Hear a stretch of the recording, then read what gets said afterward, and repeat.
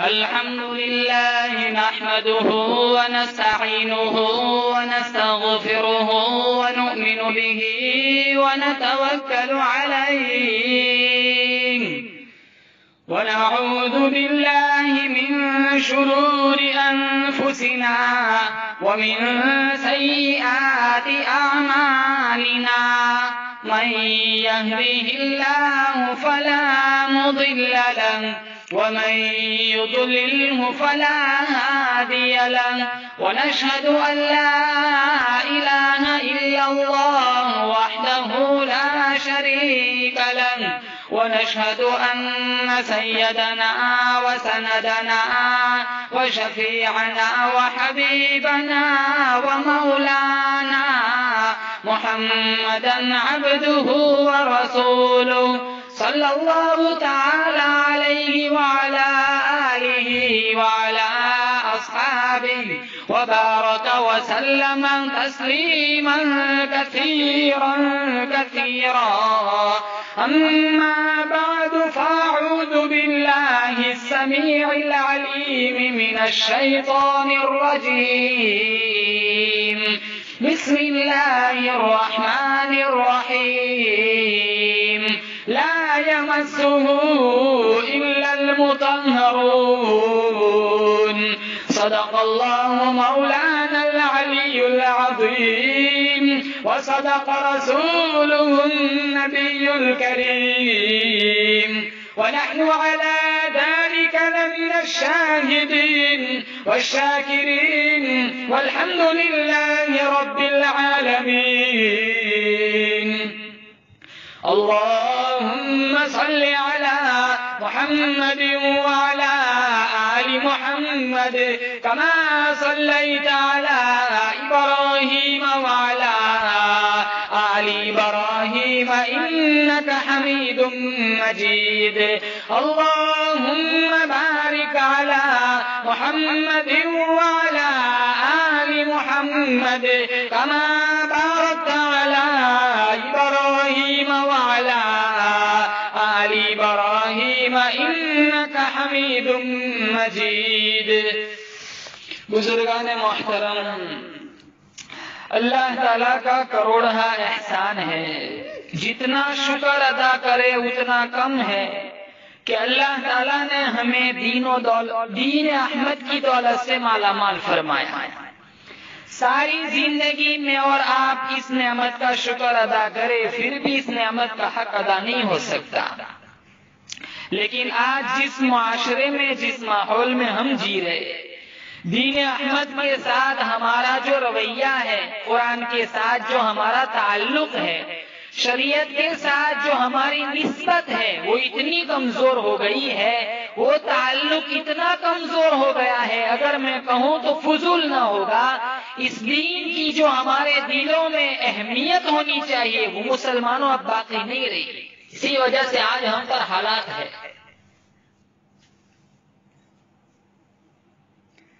اصل نقصان آج ہم دین سے دور ہوئے، ہمارے بچے دین سے دور ہو گئے، مدارس سے دور ہوئے، مکاتب سے دور ہوئے، قرآن سے دور ہوئے، مسجدوں سے دور ہوئے. اصل نقصان مسلمانوں پتہ ہے کہاں سے چلتا ہے؟ ہم نے کبھی غور نہیں کیا. مسلمان کی عادت ہے وہ ابتدا پہ غور نہیں کرتا، انجام کی دم پکڑ کے کھڑا ہو جاتا ہے. یہ جو ماں ہے نا، ماں ہم نے غلطی یہاں سے کی ہے، یہ وہ کالج ہے، یہ وہ یونیورسٹی ہے، یہ وہ درسگاہ ہے جس سے نبی بھی بے نیاز نہیں. خطب اس گود میں پلتا ہے، ابدال اس گود میں پلتے، غوث اس گود میں پلتے. بابا فرید الدین گنشکر رحمت اللہ علیہ کی تعریف ان کی والدہ کے سامنے لوگوں نے بہت کی. ہنس کے کہنے لگی، ٹھیک ہے میرے بیٹے کی تعریف تو تم کر رہے ہو، لیکن مجھ سے بھی پوچھو نا، 2.5 سال میں نے دودھ پلایا، قسم لے لو ایک دن بھی بغیر وضو کے دودھ نہیں پلایا.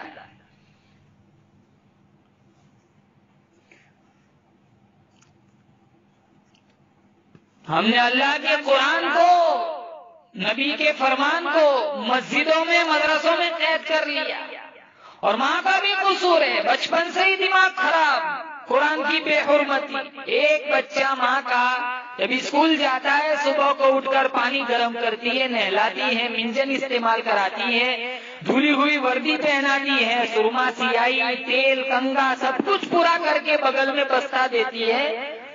اب وہ بچہ بڑا چالاک ہوتا ہے، انگریز کی طرف چلا ہے نا، اماں کی طرف منہ کر کے کہتا ہے امی پنسل بھی لینی ہے، کتابیں بھی خریدنی ہے، قلم بھی لینا ہے، کاپی بھی ختم ہو گئی ہے، ماسٹر بھی چندہ مانگ رہا تھا، 2 4 10 روپے لیے بغیر جاتا نہیں.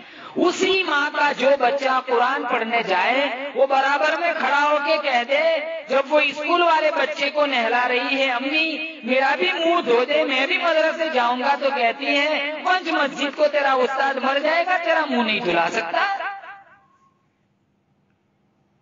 کون سا قرآن؟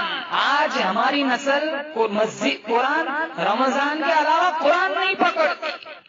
ایسے ایسے حالات، بیماریاں، لوگوں کے پاس پیسے نہیں ہے، کاروبار نہیں ہے، مر رہے ہزاروں لوگ مرتے. کتنے علماء چلے گئے، کتنے لوگ مر گئے، تھک گئے لوگ انا للہ و انا الیہ راجعون پڑھتے پڑھتے. مسجدوں کا آج بھی وہی حال ہے، قرآن کے ساتھ ہمارا تعلق آج بھی وہی ہے. ایسے حالات میں بھی فلم بھی چلتا ہے، سود بھی چلتا ہے، گانے بھی بجتے.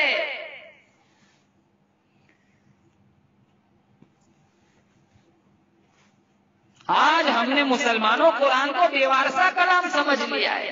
فرمایا تنزیل من رب العالمین. کوئی امریکہ والوں کا کلام ہوگا، کوئی روس والوں کی زبان ہوگی، کوئی برطانیہ والوں کی زبان ہوگی، میں خداوند کریم کا کلام ہوں. اے لوگو تمہیں میرا ادب کرنا ہے. فرمایا لا یمسہ الا المطہرون. میں وہ مقدس کلام ہوں، میں وہ مالک کائنات کا کلام ہوں، مجھے بغیر وضو ہاتھ لگانا جائز نہیں.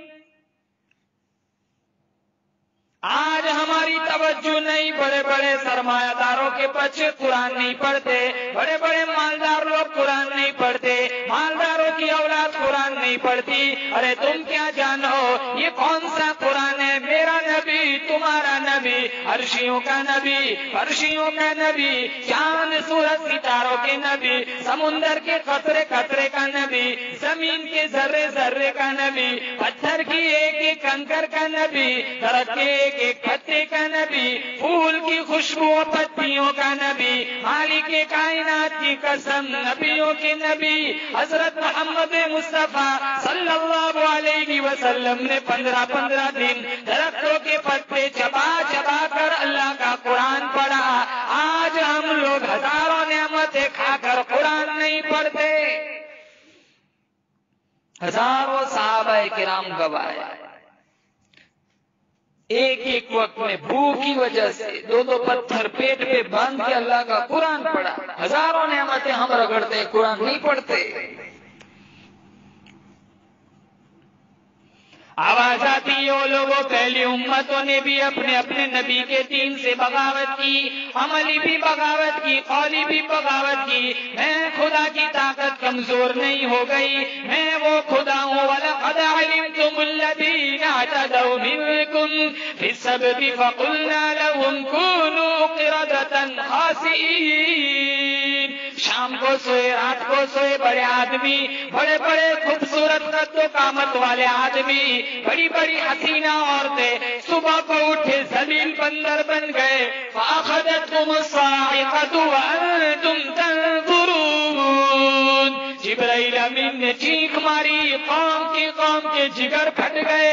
میں وہ خدا ہوں اللہ عزیز ذو انتقام. میں پکڑنے پہ آؤں، چھڑانے والا کوئی نہیں. کون چھڑا سکتا ہے؟ کس کی ضرورت ہے، کس کی مجال ہے کہ اس خالق زمین و آسمان کے سامنے دم مارے؟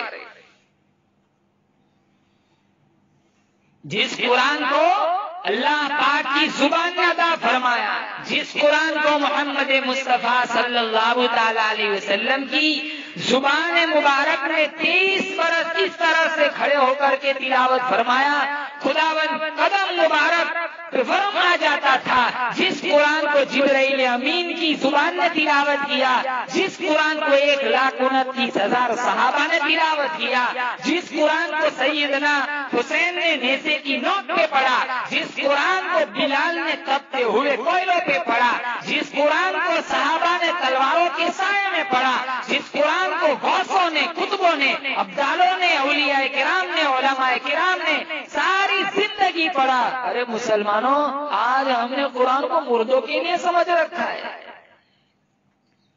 سونا زندوں کے لیے، چاندی زندوں کے لیے، کار موٹر اسکوٹر ہوائی جہاز زندوں کے لیے، کوٹھی بنگلہ زندوں کے لیے، عطا تخت و تاج حسن و جمال باغ و بہار زندوں کے لیے، اللہ کا قرآن مردوں کے لیے۔ کوئی مرے گا نا پھر قرآن کا داخلہ کھلتا ہے، اور وہ بھی 1 گھنٹے کے لیے۔ 80 سال کی نمازیں 1 گھنٹے کے قرآن میں ختم ہو جائیں گی؟ 80 سال کی بدمعاشی، بدکاری، جھوٹ، حرام خوری 1 گھنٹے میں ختم ہو جائیں گی۔ اور پڑھتے بھی ایسے ہیں جو کبھی جانتی سیکھا ہی نہیں، پڑھتے سورہ اخلاص انگلی گھماتے 28ویں پارے۔ کئی مکان، کئی گھر ایسے مل جائیں گے جن گھروں میں آج بھی فلم چلتا ہے۔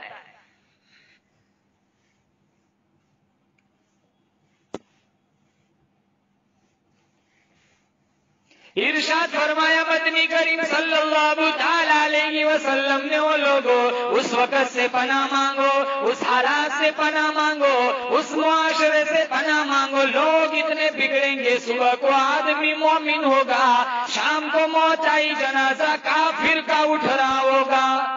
ارشاد فرمایا کالی کملی والے صلی اللہ تعالی علیہ وسلم نے، وہ لوگوں جنازہ کوٹھی سے نکلے گا، جنازہ بنگلے سے نکلے گا، جنازہ شاہی محل سے نکلے گا، جنازہ بڑی شان و شوکت کے ساتھ نکلے گا، جنازے کے ساتھ بڑا لمبا چوڑا ہجوم ہوگا، جنازہ بڑی شان والا نکلے گا، حال یہ ہوگا مرنے والے کے پلے ایمان کی رتی موجود نہیں۔ آج بغیر کلمے کے لوگ مر رہے، ہسپتالوں سے فون آتے ہیں کہ تمہارے رشتہ دار کی باڈی لے جاؤ، تب پتا چلتا ہے کہ آئے دنیا سے کیسے چلے جاتے لوگ۔ کتنوں کو جنازہ نہیں ملتا، کتنوں کو کفن نہیں ملتا۔ آج تک ہم سنتے آئے تھے کہ کفن نہیں ملتا، کیا ایسے تو کیا حالات بنیں گے، کفن نہیں ملے گا۔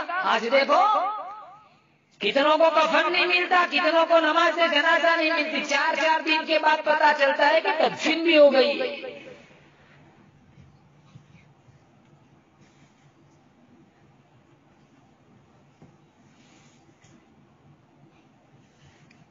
ٹیلی ویژن کی بیماری، موبائل میں فلم کی بیماری، بڑے بڑے اچھے حجی نمازوں کے گھروں میں ٹیلی ویژن کی بیماری آئی۔ ارے حجی صاحب آپ کے گھر میں، ارے کیا کرے بچے مانتے نہیں، ارے سارے بچے بدماش بن گئے، تیرے حج کا کیا بنے گا؟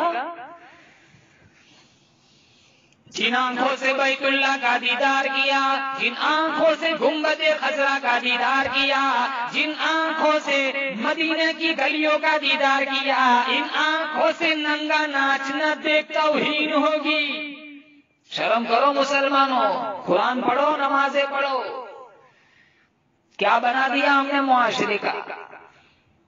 جس نبی کا کلمہ پڑھتے آج ہم 4 دن ادب نہیں جانتے۔ صحابہ نے ساری زندگی ادب ساری زندگی ادب کے ساتھ گزاری۔ امام الانبیاء محبوب کبریا حضرت محمد مصطفیٰ صلی اللہ تعالی علیہ وسلم کی ذات اقدس ہے، جناب ابو بکر صدیق رضی اللہ تعالیٰ عنہ ساتھ ہے۔ ارے وہ لوگوں، صدیق اکبر کی کیا بات کروں، صدیق وہ جوان ہے جس نے نبی کی پہلی آواز پہ لبیک کہا، نبی کے اعلان پر گردن جھکائی، نبی کا دامن پکڑا، حضور کی سنگت اختیار کی، ایسا ساتھ گیا، ایسا ساتھ گیا، آج تک واپس نہ آیا۔ یار ہو تو ایسا ہو، کتنی نبھائی۔ ارے ذرا سوچو، نبی پاک صلی اللہ علیہ وسلم کی عمر مبارک 53 سال، 4 بیٹیاں گھر میں موجود ہے، کئی ازواج مطہرات پہلے ہی سے گھر میں موجود ہے۔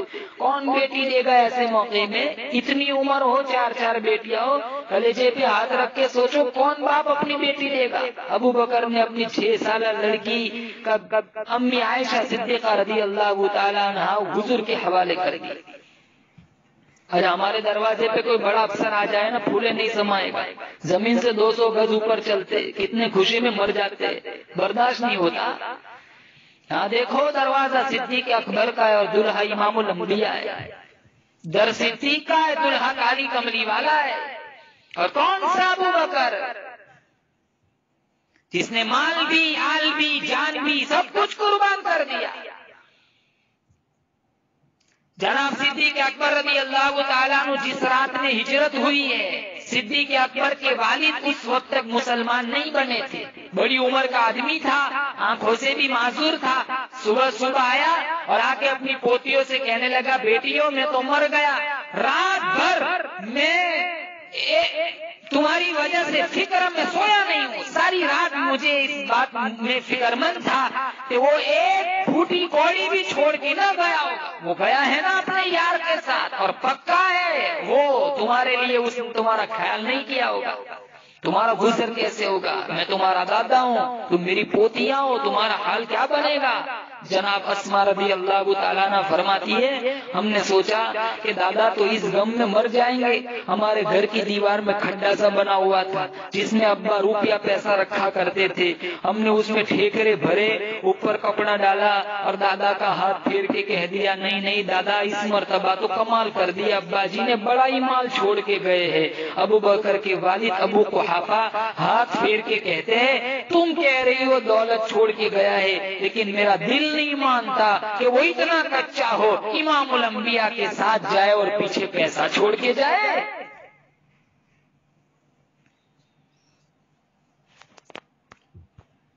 مسلمانوں، صدیق اکبر کا مقابلہ کون کر سکتا ہے؟ سارے صحابہ نے اشاروں پہ جان دے دی۔ آج ہمارا ایمان دیکھو، ہمارا حال دیکھو، جبریل کو نکال دو تو معراج نہیں، صدیق کو نکال دو تو ہجرت نہیں۔ جبریل نے سدرۃ المنتہا پہ ساتھ چھوڑ دیا، صدیق اکبر رضی اللہ تعالیٰ عنہ نے آج تک ساتھ نہیں چھوڑا۔ جبرائیل امین وہاں تک پہنچے، وہاں تک پہنچا کر آ گئے، صدیق اکبر آج بھی ساتھ ہے، آج بھی ساتھ ہے، پوری دنیا کی طاقت مل کر جو ابو بکر صدیق کے ساتھ دشمنی کرے، خدا کی قسم امام الانبیاء سے صدیق اکبر کو الگ کرنا پوری دنیا کی طاقت کی بس کی بات نہیں ہے۔ وہ پہلا مددگار، وہ پہلا صحابی، نبی نے جسے ہر قدم پہ دعا دی، وہ افضل بشر بعد از انبیاء ہے، وہ جانے صداقت، وہ جانے وفا ہے، نبیوں سے کم تر، اماموں سے اعلیٰ، محمد سے ہر دم وفا کرنے والا، بشر کی شرافت کا معیار ٹھہرا، صداقت کا اونچا وہ مینار ٹھہرا، وہ چلتا ہوا ایک باب حرم تھا، وہ سارے کا سارا قرآن جیسا، خدا کے تھا ایک ایک فرمان جیسا، خدا اس پہ راضی ہوا وہ خدا پر، اسی کے لیے ہے بڑے سب مراتب، جھکاتا ہے نظر عمر اس کے آگے، کھڑا ہو کے شام و سحر اس کے آگے، وہ کتنا بڑا ہے خدا جانتا ہے، وہ کیسے بنا ہے خدا جانتا ہے۔ جناب امام الانبیاء محبوب کبریا حضرت محمد مصطفیٰ صلی اللہ تعالی علیہ وسلم کو اللہ پاک نے ہجرت کا حکم دے دیا۔ عرض کیا میرے مولا یہ مکہ والوں کی امانتوں کا کیا کروں، یہ آٹے ہیں، جو ہے، کھجورے ہیں، کچھ پیسے ہیں، کچھ کپڑے۔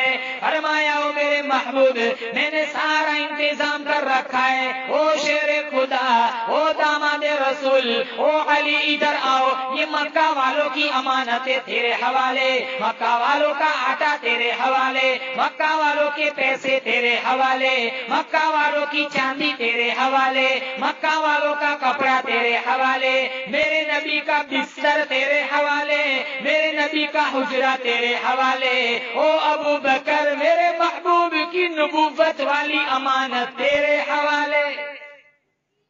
اندازہ لگاؤ، حضور کے بستر پہ شیر خدا حضرت علی مرتضی رضی اللہ تعالیٰ عنہ سو گئے، حضور کے بستر پہ حضرت علی سو گئے۔ کسی کے بچے کو پولیس والے پکڑ کے لے جائے نیند آتی ہے، کسی کے بھائی کو پولیس پکڑ کے لے جائے بہن کو نیند آتی ہے، ماں کو نیند آتی ہے۔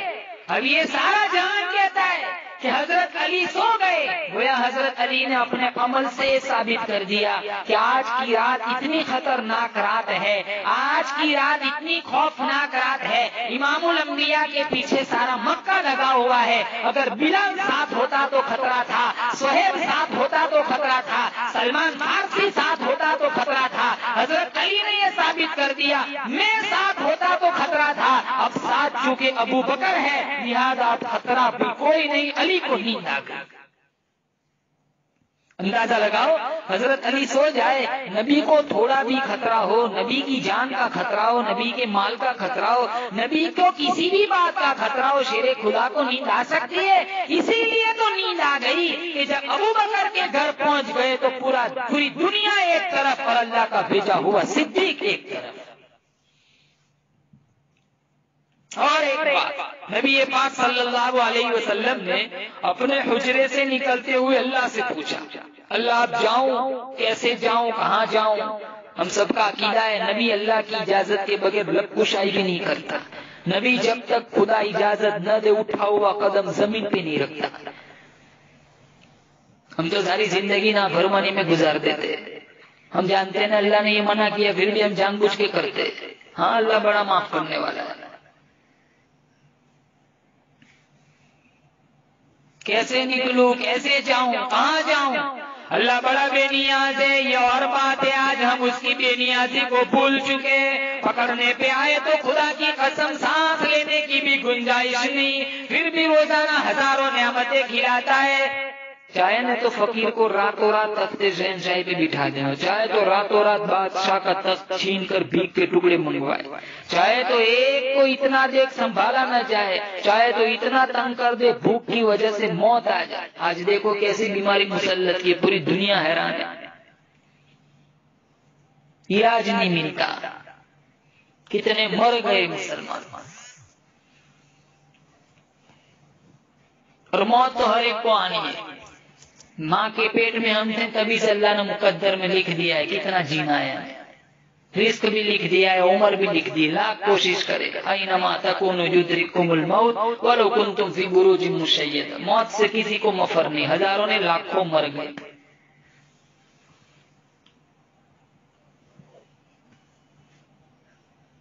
ایک ہی وائرس اللہ تعالیٰ پوری دنیا کو ہلا دیا، سارا نظام تتر بتر ہو گیا۔ ناراض ہے مسلمان، رب روٹ چکا ہے۔ ہمارا آج بھی وہی حال ہے، جب نارمل کنڈیشن تھی، جب تو اس وقت جیسے تھے آج بھی وہی ایسے ہی ہے۔ فجر 2، ظہر 6، عصر 4، مغرب 5، عشاء 9، وہی دست وہی ہے۔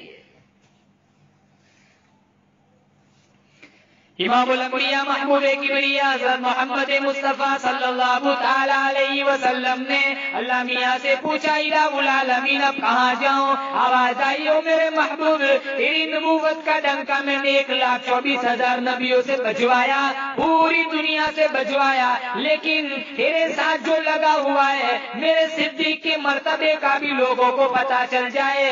بلال تیرے دروازے پہ آیا، ارے صہیب تیرے دروازے پہ آیا، عثمان تیرے دروازے پہ آیا، عمرو بن العاص تیرے دروازے پہ آیا۔ او کالی کملی والے، نبوت والی میرا ہجرت والی رات ہے، آج ابو بکر کے دروازے پہ تشریف لے جاؤ تاکہ دنیا کو پتا چلے مقام صدیق کیا ہے۔ تشریف لے گئے، دروازہ کھٹکھٹایا، صدیق اکبر ننگے پاؤں دوڑے ہوئے آئے، دیکھ کے کہنے لگے مجھے بلا لیا ہوتا حضرت، آپ نے کیوں تکلیف فرمائی؟ فرمایا میں خود تھوڑا ہی آیا ہوں، بھیجا گیا ہوں۔ اب مکے والے جب آئے، ابو جہل، ابو لہب، عتبہ، عتیبہ، امیہ ابن خلف، سارے کے سارے چودھری جو آئے تو حجرہ خالی۔ دنیا جانتی ہے یہ مکے کے سارے سردار، سارے چودھری بلال کے مکان پہ نہ گئے، سہیل کے مکان پہ نہ گئے، ابو ذر غفاری رضی اللہ تعالیٰ عنہ کے مکان پہ نہ گئے، سلمان فارسی کے مکان پہ نہ گئے، فاروق اعظم کے مکان پہ نہ گئے، کسی کے دروازے پہ نہ گئے، کسی چوک پہ نہیں گئے، کسی گلی میں نہیں ڈھونڈا، سیدھے صدیق اکبر کے دروازے پہ آئے۔ ارے مکہ والوں کا بھی یقین ہے، عقیدہ ہے کہ نبی اگر اپنے گھر پہ نہیں تو صدیق کے یہاں ضرور ملے گا، اس لیے کہ مکے والے بھی نبی اور صدیق میں جدائی نہیں مانتے۔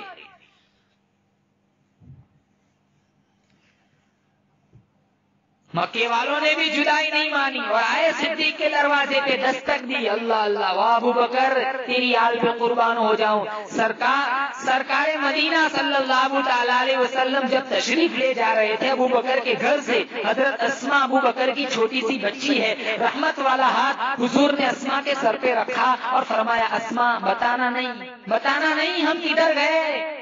نہیں میرے آقا میں کیسے بتا سکتی ہوں۔ دروازے پہ دستک ہوئی، تشریف لے گئی، پوچھا، وہ پوری پارٹی نہیں بلکہ پورا پارٹا آ گیا تھا مکے والوں کا۔ سیدہ اسماء کا تو انتظار تھا نا، آنکھیں ملتی ہوئی باہر نکلی، انہوں نے پوچھا تیرے ابا کدھر ہے، تیرا نبی محمد کدھر ہے؟ پوچھنے لگی کیوں؟ آج کے زمانے کی ہمارے گھر کی عورت ہوتی تو یہ کہتی میں تو سوئی ہوئی تھی، مجھے کیا پتا۔ ہاں ابو بکر تیری اولاد بھی گول گول بات کی بھی قائل نہیں۔ کہنے لگی مکہ والوں، مکہ کے چودھریوں، تم تھوڑے آئے ہو، مکہ کے سارے جوانوں کو بلا کے لاؤ، مکہ کی ساری طاقت کو اکٹھا کر کے، مکہ کی ساری طاقت کو اکٹھا کرو۔ میرا یہ چیلنج ہے، تم ابو بکر کی بیٹی سے کالی کملی والے کا پتہ پوچھ کے دکھاؤ، میں جانتی ہوں وہ کدھر گئے، بتاتی نہیں ہوں۔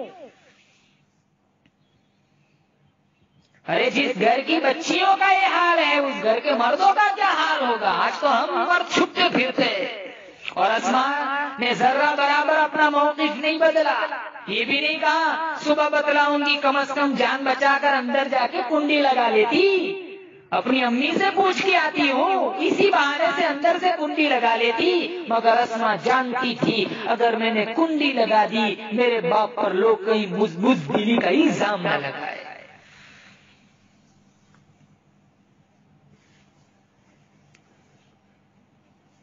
انہی کے ماننے والے ہمارے اکابر تھے مسلمان۔ شیخ مدنی کو جب گرفتار کر کے لایا گیا تو بغل میں سے کپڑا نکالا، کفن کی چادر۔ وہ انگریز گورنر کہتا ہے چادر تو یہاں، کفن تو یہاں بھی مل جاتا، وہاں سے لانے کی کیا ضرورت تھی؟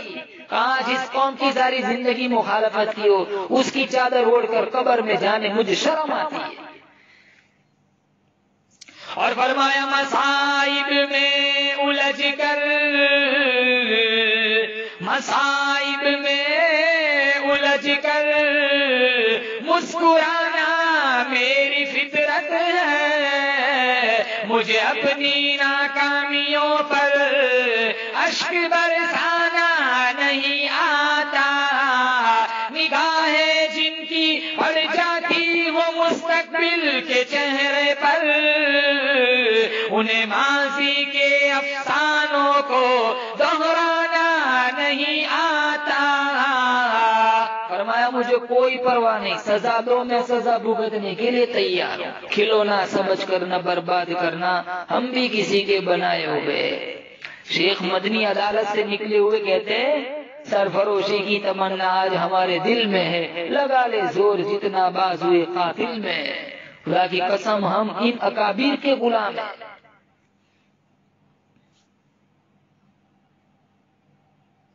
آج ہم تمہاری دولت مسلمانوں شاہ اسماعیل شہید کے خون کے صدقے میں، تمہاری دولت مجدد الفسانی سرحدی کے قید کے صدقے میں، تمہاری دولت جو تمہیں کچھ ملا ہے شیخ الہند کے کوڑوں کا صدقہ ہے، حسین احمد مدنی کی چکی پیسنے کا صدقہ ہے، عطا اللہ شاہ بخاری کی جیل کا صدقہ ہے۔ آج ہم ان اکابر کو بھول گئے۔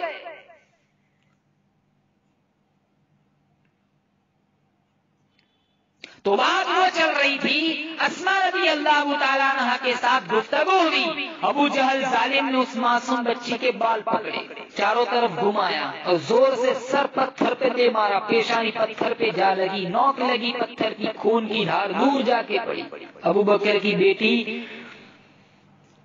تجھ پہ ہزاروں جانیں قربان ہو، کہتی ہے مکہ والو بھول جاؤ، قیمہ تو بنا سکتے ہو، کالی کملی والے کا پتہ نہیں پوچھ سکتے۔ چلے گئے چھوڑ کر، کتنا حوصلہ ہے۔ امی تو کہنے لگی، میں اپنے ابا کو تو بات کی بات ہے، امی سے کہتی ہے میرے آقا کو بھوک لگی ہوگی، کھانا تیار کر کے میں دے آتی ہوں، چڑھ کے تو دکھاؤ غار ثور پہ۔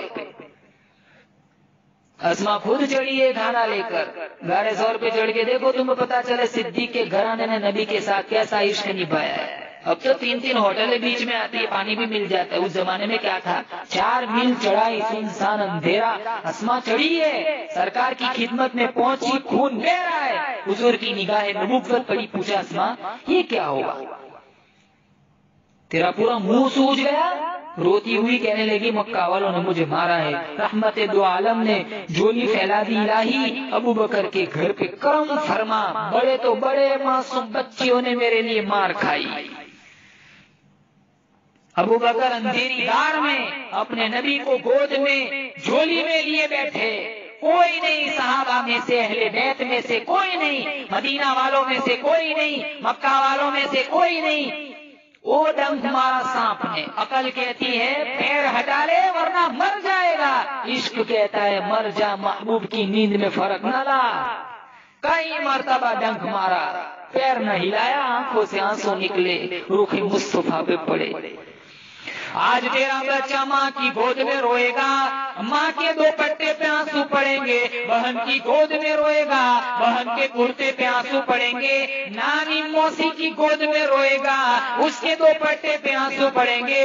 ابو بکر تیرے آنسو پہ قربان جاؤں، دو جہان سرکار دو جہان کے رخ مصطفیٰ پہ تیرے آنسو پڑ رہے۔ آپ علیہ الصلوۃ والسلام نے آنکھیں کھولی، پوچھا ابو بکر کیا بات ہے؟ کہنے لگا سانپ نے ڈسا ہے، آپ نے اپنا لعاب دہن اس حصے پہ لگایا، درد ختم ہو گیا۔ مشکا شریف نے آخری موقع پہ یہی درد، یہی زہر لوٹ کے آیا تھا جو ابو بکر کی وفات کا سبب بنا تھا۔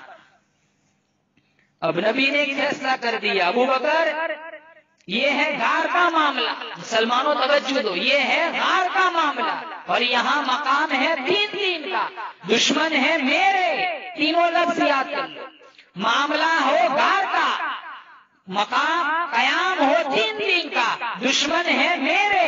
ابو بکر فیصلہ یہ ہے یہاں آرام میں کروں گا، پہرے داری تیری ہوگی، جھولی تیری ہوگی، سر میرا ہوگا، اور معاملہ آئے گا مزار کا، اور قیام ہوگا قیامت تک کا، دشمن ہوں گے تیرے، لکھ کے دیتا ہوں آرام تیرا ہوگا، پہرے داری میں محمد رسول اللہ کروں گا۔ فرمایا لکھ کے دیتا ہوں آرام تیرا ہوگا، پہرے داری میری ہوگی، یہاں جھولی تیری ہے، سر میرا ہے، وہاں رحمت والی جھولی میری ہوگی، سر تیرا ہوگا، اور میرا تیرا ساتھ کون الگ کر سکتا ہے؟ رات کے بھی ساتھی، دن کے بھی ساتھی، سردی کے بھی ساتھی، گرمی کے بھی ساتھی، دکھ درد کے ساتھی، کھانے کے ساتھی، پینے کے ساتھی، جنگ کے ساتھی، امن کے ساتھی، بدر کے ساتھی، قبر کے ساتھی، حشر کا ساتھی، کوثر کا ساتھی، جنت کا ساتھی، کون ان کا مقابلہ کر سکتا ہے؟ اللہ تعالیٰ ہمیں صحابہ کرام کی سچی محبت نصیب فرمائے، ان کے بتلائے ہوئے طریقوں کے مطابق زندگی گزارنے کی توفیق عطا فرمائے، جلد از جلد اللہ تعالیٰ اس وبا بیماری کو ختم فرمائے، پوری امت مسلمہ کی اس وبا سے حفاظت فرمائے، سب کا خاتمہ بالخیر فرمائے، سب کو کلمے والی موت نصیب فرمائے، وآخر دعوانا الحمدللہ رب العالمین۔